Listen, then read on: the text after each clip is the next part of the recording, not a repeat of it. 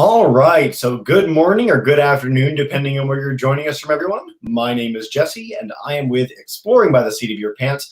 I am so thrilled to have so many live classes and those on YouTube joining today as we continue our epic climate festival this week. So by the end of the week, it'll be 22 broadcasts from across the world. I think we will have broadcasts from 7 countries in just 5 days, doing a deep dive into climate change, covering everything from Arctic explorers to remote Pacific islands, coral reefs earlier today with Dr. Kim Cobb. It's been just a really exciting time highlighting amazing scientists and explorers from around the globe.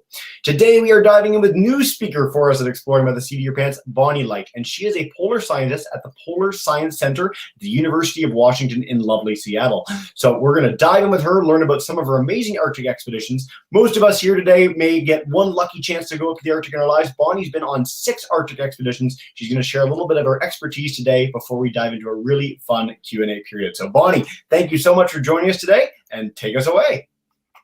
Awesome. Thank you. It's so wonderful to see you all here today. And I can't see you, but anyhow, it's just great to know that you're there. So we're going to take a journey to the sea ice today. So you're probably wondering, where in the world am I? Yeah? All right. Well, I'm going to show you a map here. I'm standing on the Arctic Ocean. So in this map here, you can see the North Pole. That's that red plus sign kind of in the middle of the picture. And then the Arctic Circle, that's defined by approximately 66 degrees north latitude. And then that white area in the center, that's the frozen part of the Arctic Ocean. So that's where I'm standing. And the star here shows approximately where I was the day that picture was taken. All right, so the next thing you might be asking is, what in the world am I doing?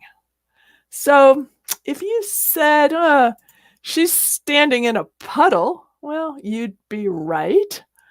And then if you next said on Arctic sea ice, then you would also be right. And then if you also said that she was getting ready to make some measurements, you would certainly be correct. So let's talk a little bit about this sea ice, why it has puddles, and a little bit about the measurements that we make. Sea ice is in both hemispheres on planet Earth. It's in the Arctic, which is the area surrounding the North Pole, and the Antarctic, which is the area surrounding the South Pole. And these two polar regions are really different. The Arctic is an ocean surrounded by land, whereas the Antarctic is the opposite. It's land surrounded by ocean. But sea ice grows in both hemispheres. So this sea ice grows every autumn and winter, and it floats. So ice is less dense than water. It can form right at the top of the ocean or near the top of the ocean, but the minute it forms, it floats. So it grows every autumn and winter. And then during the winter and spring, it can be quite thick. You can see this picture in the middle. That's a colleague of mine taking some samples, but you can see these big blocks behind him. And then it melts every summer. Now, it doesn't melt completely, it just melts partially. So the first question that a lot of people ask me is, how thick is the Arctic sea ice? So I've got a little movie here that shows what we think. This is our best guess. This is a computer model, so it's a computer simulation, but it's based on a lot of observations. And back in the 1980s, we had quite a bit of sea ice that was as thick as 5 meters. So that's the light color on that scale. And you can see that the really thick ice is kind of piled up against the north coast of Canada and Greenland. But more lately, it's difficult to find ice that is even 3 meters thick. So here in the 2020 picture, you can see there's just barely any pink color on that map. Okay, so the ice has been getting thinner over time. So that's a clue. The next question people often ask me is, how much area does the Arctic sea ice cover? So here's a chart that shows that area. Now, we know that it grows every winter, and in the summer, its area retreats. So I've plotted here January through December, and the y-axis is the extent in millions of square kilometers. So at its winter maximum, which happens sometime in March, there is as much as a little more than 16 million square kilometers of ice. And its all-time summer minimum, which happens in September, is less than 4 million square kilometers. And that happened in 2012. But it's changing fast. The green colors represent the ice extent in the 1980s and 1990s, and they get bluer and bluer with time. So the darkest blue and purple colors represent the 2000s. And the very darkest purple is this past year. So we can see that the area of the sea ice is decreasing with time, not just its thickness.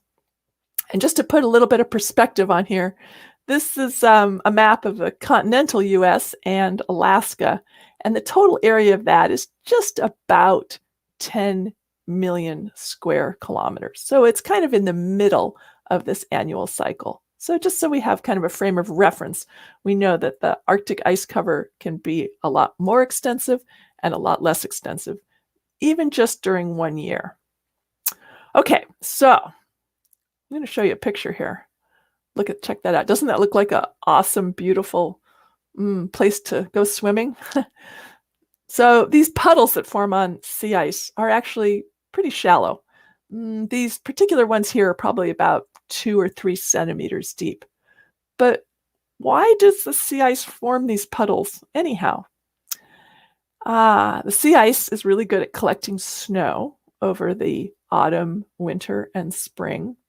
But that snow starts to melt when the sun comes up in the spring. And the ice is pretty flat, and so the meltwater starts to puddle or pond, and it's trapped there on the ice.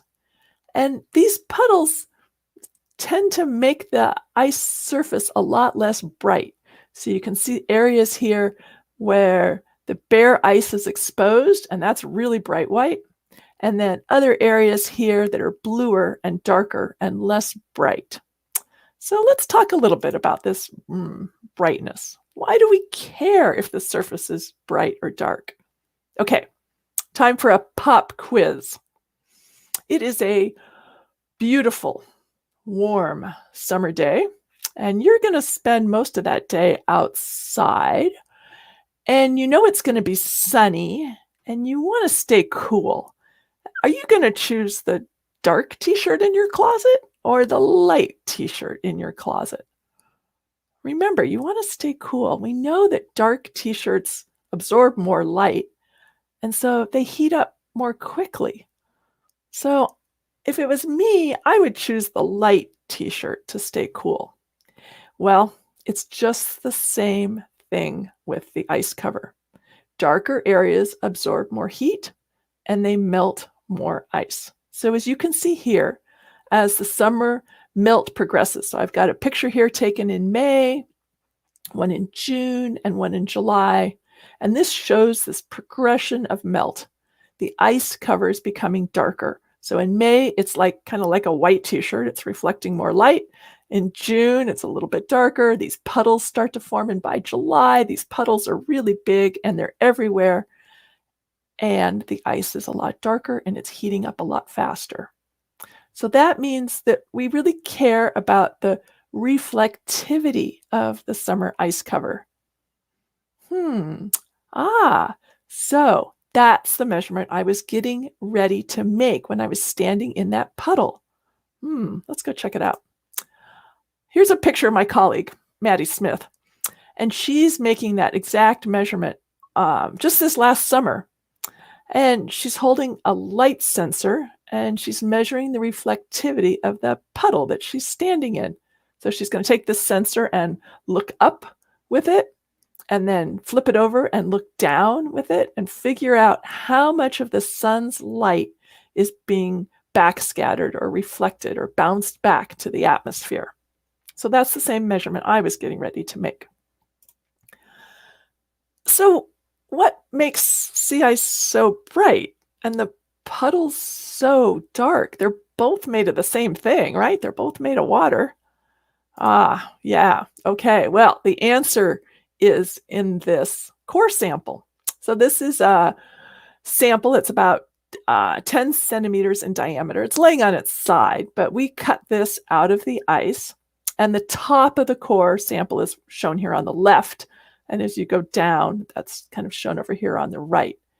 But there are tiny little pockets of liquid seawater and air bubbles in this core. And the ice is bright because these little pockets of seawater and air bounce the rays of light back to your eye. Now we can go one scale in deeper. So here's a smaller sample, and this was taken in the field. You can see the person who's holding it was wearing a glove, and they've got a tape measure here. And this sample is about 1 centimeter thick. But you can see up close these little tiny pockets, and they scatter sunlight. If they weren't there, this little sample of ice would be completely transparent. You could see right through it. Let's go in another scale. Okay, so if you look at this sample through a microscope, you can see a lot of these pockets. So the gray ones are, we call them brine pockets. So they're little pockets of seawater that grow into the ice when it's first forming in the fall. And these really dark circles, those are air bubbles. Okay, and so they also form in the ice. And the more of these inclusions that you have, the higher the reflectivity of the ice. So these little pockets form when the ice is growing, and they make the ice bright, just like the light-colored t-shirt. So where the ice has melted and a puddle has formed, there are no pockets, so less light is reflected. And that's just like the dark t-shirt. So the puddle is absorbing heat. Curious. And this is the same process that happens in clouds. It's the reason that clouds can look bright white, or even a glass of milk. It's because of light scattering.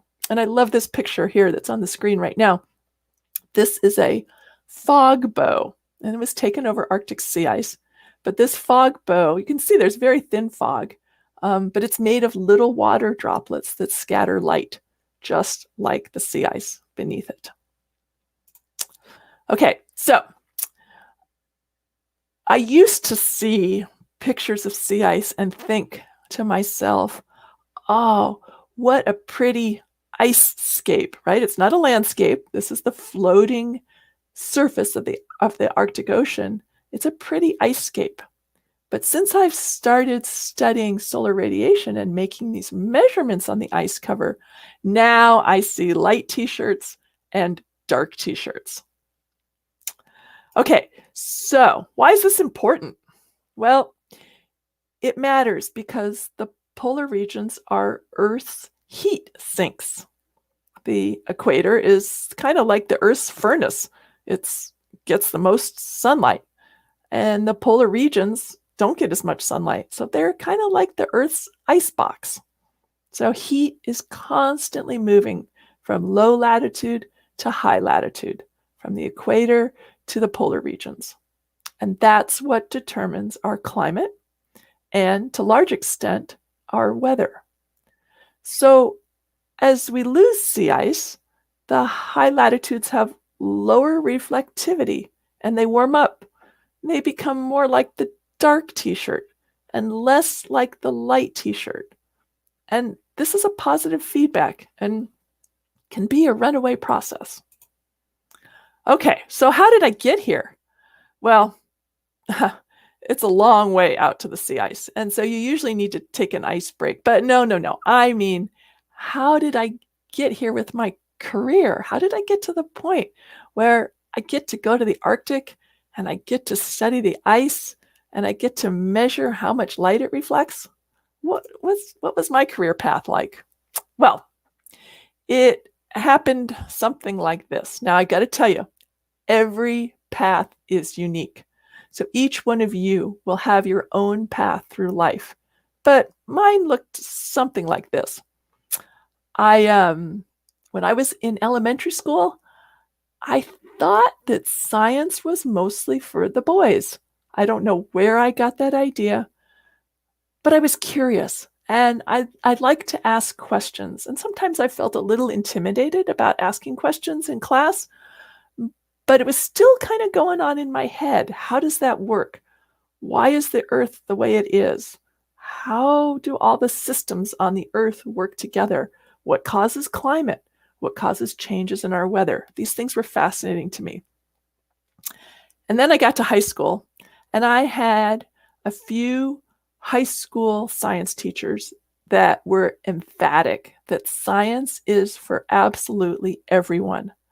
And that really started to bring out an emerging confidence in my own ability to ask scientific questions. And I just have to give a shout out to those science teachers because they changed me and they changed the course of my career trajectory. I went to college, got a first full-time job. I got to do a little bit of field work. It wasn't related to the Arctic at all, but I was really enthused about being in the field. And so when I decided to go to grad school, that's when I first met the Arctic, and I got super motivated. And as a grad student, I got to see sea ice for the very first time. And I was hooked. It's this part of the planet that, besides being fascinating and full of all these questions and mysteries, it's a part of the planet that so few people ever get to appreciate. People live kind of on the periphery of the Arctic Ocean, but nobody actually lives on the Arctic Ocean. And so sometimes I feel kind of like it's a part of the world I would just love for everybody to get to see firsthand. And yeah, I was hooked. So now I'm a researcher and a collaborator and a writer and a public speaker and an educator and a mentor. And some days are tough. The learning curve feels very steep, but I have to say I love my job and no day is ever boring. And I'm going to leave you with this photograph. I took this picture out the window of an airplane, and this was the first sea ice I had ever seen in nature. And I'd been studying it at that point for a number of years and looking at computer models and running tests using those computer models and thinking about the numbers and the statistics. But I was absolutely blown away when I looked out the window of the plane as we left the coast of Alaska and flew out over the ice. And I saw that it just went on. And that was the first time it dawned on me that this really is an essential or an important part, an important surface type on planet Earth. And I started to really see and absorb the reason why it could be so important for Earth's climate. So I thank you for listening, and I'd be happy to take questions. Fantastic. Well, thank you so much, Bonnie. You're such a neat presentation, and so fast too. We covered so much ground or ice or ocean very quickly there. So I'm thrilled to dive in with questions. We've got a bunch of groups joining on YouTube. If you haven't let me know where you're joining from on YouTube yet, please do. It'd be great to take your questions. Miss Lee's class in Ottawa, welcome into you guys. But what we're going to do first is go to one of our live 2 classes. And Bonnie, while we're doing that, if you wanted to exit screen share so you can see us again, have a bit of a conversation, I'll kick us off with Mr. Laveau joining us in North Palm Beach, Florida with his pile of grade 3s today. Mr. Laveau, kick us off. Thanks, man, for being here. Good afternoon, and thanks, Dr. Light, for your work and for sharing it. I am with about 65 third graders in North Palm Beach, Florida, and we have a bunch of questions. So I'll start with the very first one that was sent to me when you started talking. Owen wants to know, have you ever been in a dangerous situation, or can you describe like any kind of precarious situation you've been in the field doing your research? Oh, that's a great question. We take safety very seriously, safety and teamwork. So nobody ever works alone. And we make sure we watch each other's back when we're working. That being said, I have to say that one time I was out on the ice, and there had been a storm the last few days, and we hadn't been able to go out on the ice because it was so stormy. But the storm stopped. And when the wind stops blowing, the ice in the summertime starts to open up. It starts to spread. And I was standing kind of near a crack in the ice, and the crack was getting bigger and bigger. And all of a sudden I thought, oh my goodness, I'm on this side of the crack and I need to jump over the ice to get to the other side.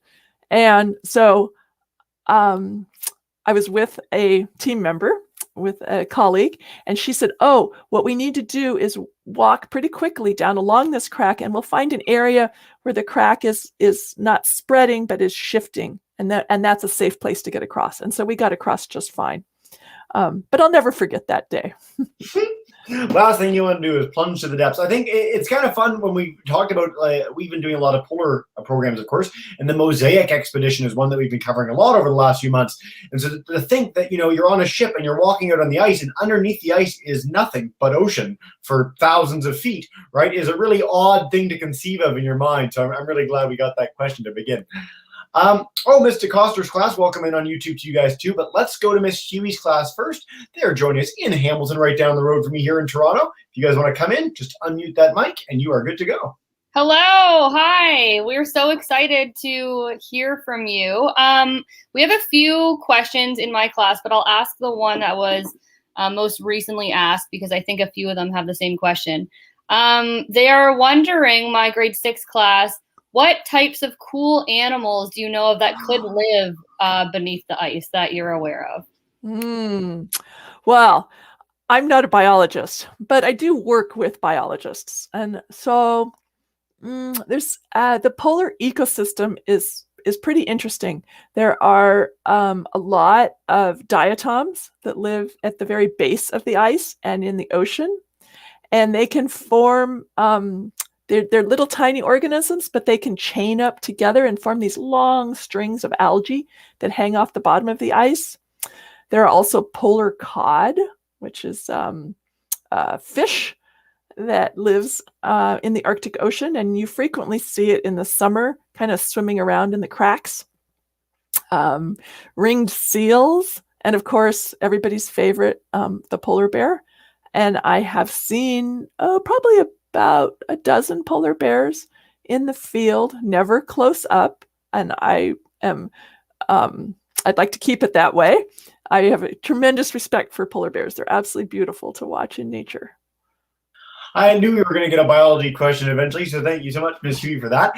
We're ripping through these. We're going to have time for multiple questions from each of our YouTube groups, so this is super exciting. I'm going to start with Ms. Lee's class. They're joining us in Ottawa.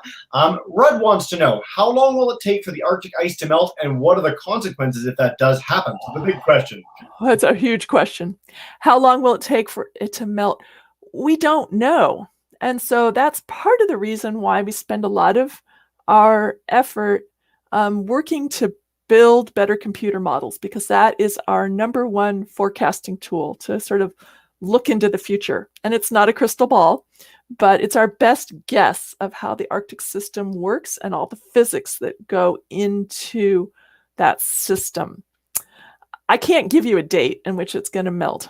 I think it's pretty likely that the first thing that'll happen is that we will start to see summers that are largely ice-free. And maybe that'll just kind of start to happen a little bit in September. And there's a variety of projections. There's everything from, there's some people and some computer models who think in the next 30 years, the ice could be gone. There's some people think that it'll take another 100 years. But it'll be a long time before we lose wintertime ice. Great question, guys.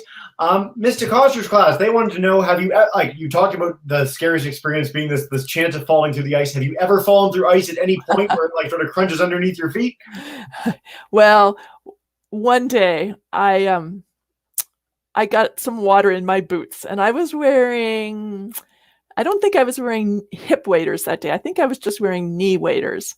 And yeah, I stepped in some ice that was melting and was kind of, we call it rotten ice. It's not really rotting the way food rots, but it's kind of ice that doesn't have much strength left to it. And I didn't completely fall in, but one leg got pretty wet.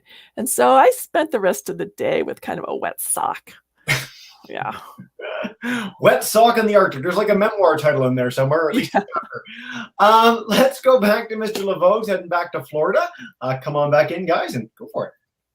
Thank you. I'm going to combine a couple. I've got about 15 separate questions from one of our third graders, Alexis. So I'm going to combine a couple of hers. She's fascinated with your work. One is how we live in North Palm Beach, where it's warm and we're right on the ocean. How does your work in the Arctic, is it any relation to how it might affect us? And then what's the favorite part about your job? Oh, wow. Great questions. Okay. So connections between high latitudes and low latitudes. Very active area of research right now. I'm not an expert in that area, but I think a few points to make clear. One is that when you talk about sea level rise, you're talking about land ice, not sea ice. So ice that is on the land, so ice sheets in Greenland and Antarctica, as we see those retreat and start to occasionally break up, that adds water to the ocean. That can increase sea level, which is something that a lot of people in coastal communities are concerned about. Sea ice, it's already floating in the ocean, so it's not going to change sea level. That being said, if that whole polar cap turns from a white t-shirt into a dark t-shirt, then you're changing the heat balance of that whole region. And that region, we do know, is really important to the global system. So whether it means that we'll have more extreme weather, or whether it just reinforces global weirding, so kind of global climate change, exactly how that plays out, I don't know. And it's one of the fascinating questions. It's what keeps me really motivated to keep doing my job. And the second part of the question is what do I love about my job? And yes, what's your favorite part? Of my favorite part? Well, gosh, I have many favorite parts. I think, being able to go to the field is a real highlight, but it's also a lot of work. And so I have a walk-in freezer laboratory that I get to work in, and that takes a lot less logistics and a lot less planning. So I have to say that right now, my favorite part is being able to carry out experiments in that walk-in freezer. And it's cold in there. You have to wear a big parka and boots, just the way you do in the field, but you can take breaks. And so sometimes I bring ice home with me from the Arctic, and I have some ice that I'm getting ready right now to study in the laboratory. And that usually means cutting it up and looking at them through the microscope, like in that microscope picture I showed. And to me, that's a fascinating view into a world that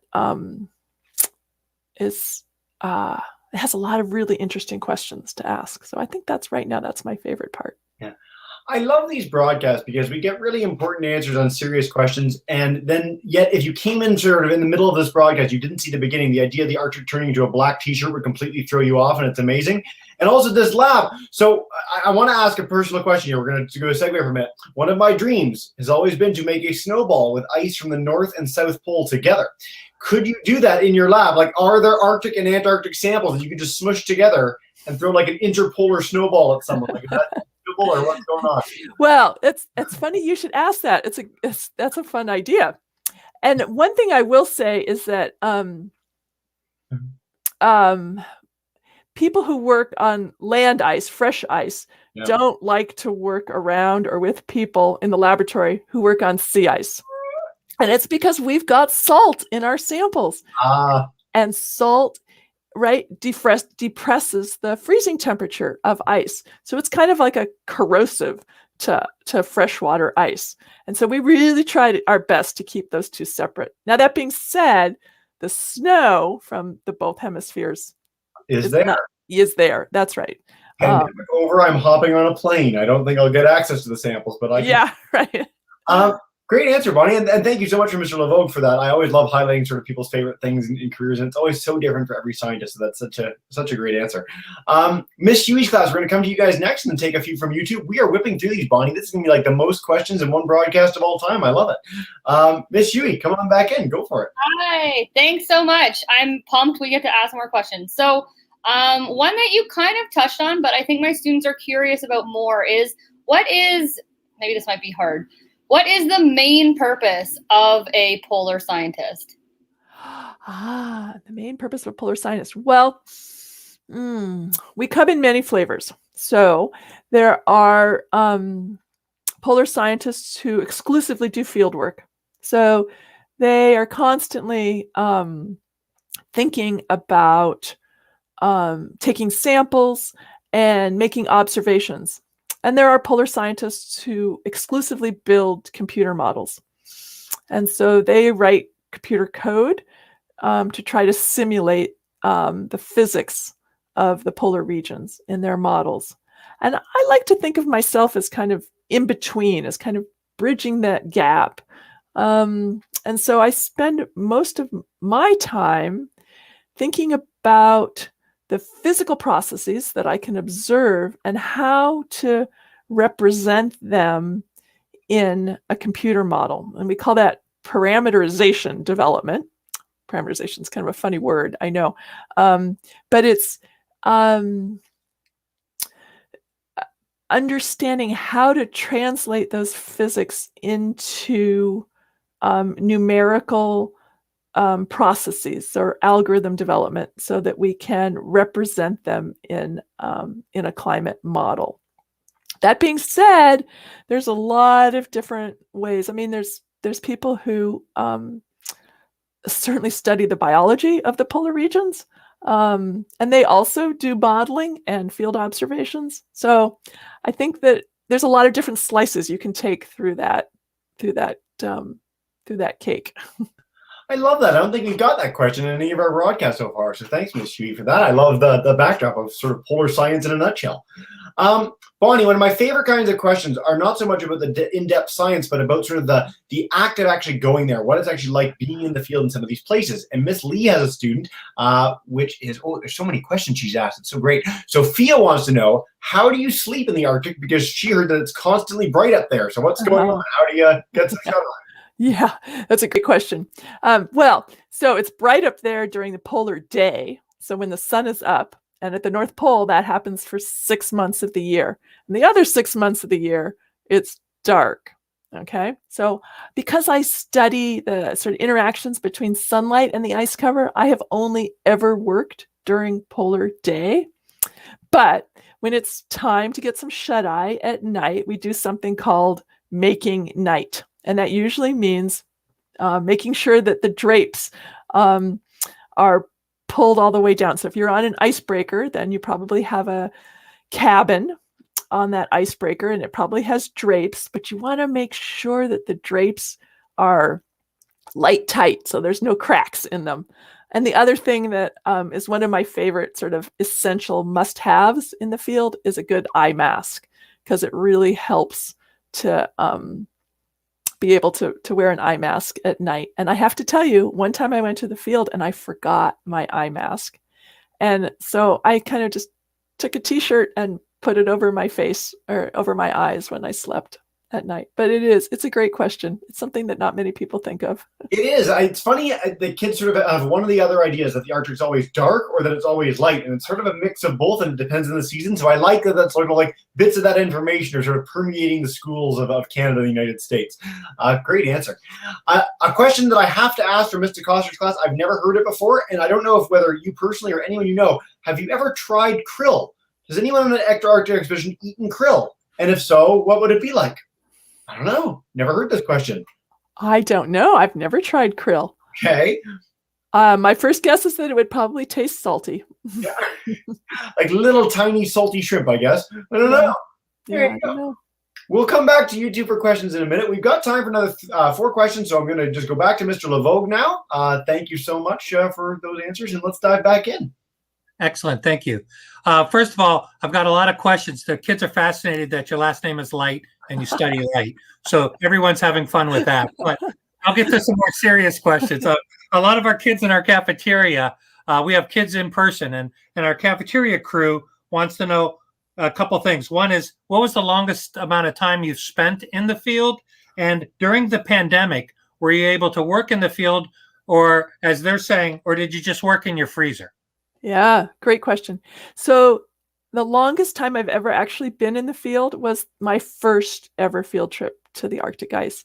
And I was at Ice Station Sheba, which was a drift station. So it was an icebreaker that was intentionally frozen into the pack ice. And the whole expedition lasted for 12 months. So the ship itself was drifting in the pack ice for a full year. And I was on that station for 4 months. So mid-May till mid-September. Remind me the second part of the question. Was during the pandemic. Were you able to pandemic? Yeah. Yeah. So I personally did not go to the field during the pandemic, but many of my colleagues did. And the Mosaic expedition worked its way right through that pandemic. And hats off to them and to the logistics team and all the people that made that work. And so a few colleagues that went, there were some delays and there were some plans that had to get changed. And scientists had to go into quarantine before going out to the ice station, but they made it happen and we were able to collect data right through the pandemic. Fantastic. I'm really glad we got that question and in that story. It's been interesting hearing different sort of scientific stories from across the globe during COVID. It's sort of the biggest question that we get every single broadcast is, how has your work been affected by it? So I'm happy to hear that there's been some positive stuff going on, and no matter what, science goes on unabated. Let's head to Miss Huey, and we'll take a few more YouTube questions to wrap up in just a minute. Come on in, Miss Huey, and take us away. Cool. Thank you so much. This has been awesome. My question that I actually have for you that I'm wondering, I know you mentioned what some of your, what the most memorable day was. What do you think is one of your favorite days? Maybe working in the field or maybe in the lab. But I imagine you probably have some pretty cool stories. But do you have a favorite one? Oh gosh, that's a tough contest. Well, they say that there's no such thing as bad weather. There's just bad gear. And so there are days when it's cold and the wind is blowing and your fingers get cold. And I'm kind of a wimp when my fingers get cold. I don't really like that. But there's also days in the Arctic that are still and the sun is shining and they're absolutely beautiful. And I think that my favorite days would be those days. And I can't tell you the exact dates, of course, but when you stand there and you look around and you realize that that you're standing on the ocean and that you're in a place that's so pristine and so untouched and has this just natural beauty. There's no substitute for it. There's just nothing. There's nothing quite like it that I know of on this planet. So I'd have to say those are my favorite days. That's a beautiful answer. And I mean, all week long, again, we've had the chance to see images from amazing people in the field. We got a chance to see so many of your pictures today. I'd really encourage all our classes, head to our YouTube channel. If you want to see as much as you can take in the Arctic through imagery as opposed to being there in person, it's been just a really special opportunity.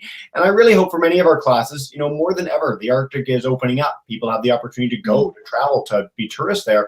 And if you get a chance to do that once in your life, it really seems to impact people in a really deep and abiding way. So you might not get the chance to go as many times as Bonnie or have quite the incredible experience that she does, but hopefully everyone in our audience today gets the chance to have that once in their life. I want to wrap up with a sort of an important question, I think, from Miss Lee's class. So many questions. I want to find it. There we go. Oh, there we go. Jory wants to know, is it possible to help the ice get thicker and bring it back to where it was before? How would we go about doing that, if so? Yeah, great question. Yeah, it is. sometimes we talk like it's a foregone conclusion that the ice is going to disappear, and current projections suggest that that's true. But I really think that it's never ever too late to slow and eventually reverse climate change. And there's simple things we can all do in our own homes, like conserve energy. And there's larger things that we can do, and that's to support good legislation and to support leaders that take these questions to heart and make an effort to really understand some of the questions about climate change and are willing to enact policies and step up and really be leaders in what is, I think, going to be one of the defining challenges of the next generation. So yeah, supporting strong leadership in it, and just being mindful of our own reliance and use on fossil fuels is a great way to reduce carbon dioxide in the atmosphere. And ultimately, that's what has to happen. We have to reduce carbon dioxide. I love that message. And I mean, the two sort of central features that have come about through this whole week are don't waste. That's the central thing. If you're a student, if you're an adult, wherever you happen to be joining from the world, whether that's food, plastics, emissions, that action of just taking the mindset of not wasting really does make a positive difference to help protect species and amazing places like the Arctic on this planet. And then secondly is that you guys are the leaders in this realm. I mean, kids today are leading million child marches around the world. You guys are encouraging people to vote and take action in a serious way and to take this seriously in a way that really hasn't happened ever, which is really exciting. It's long overdue, and it's unfortunate that you guys have to be the leaders there and that our generation didn't step up the way that they probably should have. But it's a really heartening thing to see that kids around the world are taking real action to make a positive difference. So what a fantastic way to end. Bonnie, thank you so much for joining me today. And I really appreciate the chance to hear all your amazing stories. Oh, you bet. It's been an absolute pleasure. So I hope everybody has an awesome day. We've had some more questions that we could possibly answer in one program, Ontario, Florida, and more. I want to encourage our classes to check out our website. You can see all our remaining programs coming up. And then climatekids.ca by our partners at Environment and Climate Change Canada, an amazing resource to keep learning going and get a lot of really great information on climate change and more. So Bonnie, I'm going to bring in Mr. Lavogue and Miss Huey to join me in saying a quick farewell. But thank you so much again, and have a wonderful rest of your day, everyone.